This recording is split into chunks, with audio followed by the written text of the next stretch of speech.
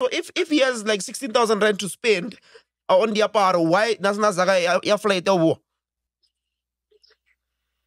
That was my issue. I even told him, I was like, Poisons, when now you wanna go back home, you wanna cancel the gigs, and you're saying fuck your money for those gigs. I don't even need it. You understand? So I'm asking him, okay, Sharp, if you don't need that money, why don't you just buy tickets yourself? Because you have that money.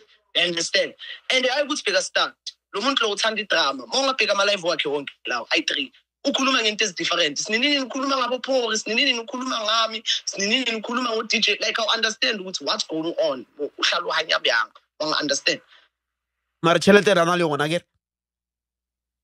He has money, Poison. Yeah, that's so I'm surprised. I keep feed on top. I keep feed, but then me, maybe unali on top.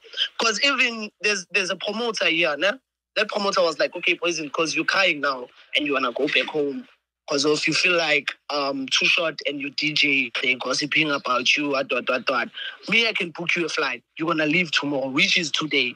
You know what he said to that promoter? He was like, fuck you, fuck your money. My bosses are gonna do something. Dog, how do you say such things, bro?